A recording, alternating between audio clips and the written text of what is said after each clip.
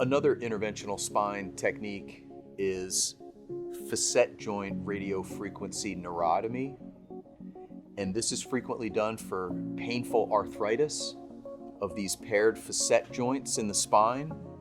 They're present in the lumbar, thoracic, and cervical regions. If we suspect that the patient's pain is coming from those arthritic joints, we can actually deaden some small nerves around those joints to semi-permanently block those pain signals from being transmitted. Those nerves do regrow, but over a 1 to 2 year period, and the procedure could be repeated if needed in the future.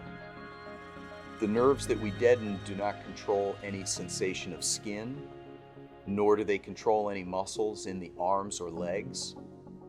They primarily receive signals coming from that joint, and we feel that we can sacrifice that nerve by heating it up and deadening it. Before we do that, we have to prove that the patient's pain is coming from those joints, and there are 2 ways to do that. One is to inject some anesthetic and steroid medication directly into the facet joint and observe how the patient does over a period of weeks and months. The other way is to do a temporary nerve block of that medial branch nerve before we heat it up. If the patient has relief for an appropriate period of time after either the nerve block or the facet joint injection, then we can proceed with the radiofrequency neurotomy. It's done in a procedure suite or surgery center. The patient lays on an X-ray table and the skin is anesthetized. We use a live X-ray machine to place the needles down to the target joints.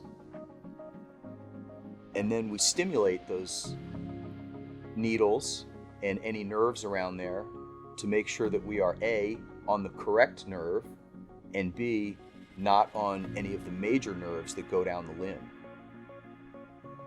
Once we've established that, then we can numb up things further, and then we use radiofrequency energy to create heat around the needle tip and deaden that small nerve. I had a patient just last month who had struggled for years with debilitating back pain. She had tried every cream, every back brace on the market. She had been to numerous therapists, chiropractors, acupuncturists. She had even had several procedures of her spine. None had given long-lasting relief.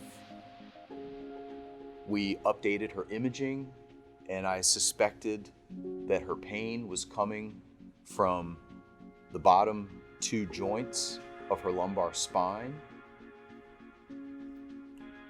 We performed the nerve block as a test to see if she would be a candidate, and she did well for a period of hours. We brought her back to perform the definitive procedure of the radiofrequency, and within 2 weeks, she had 80% relief of her pain. She had resumed her home exercise program, and she was no longer taking any medication. She was participating in social activities and just enjoying her family much more.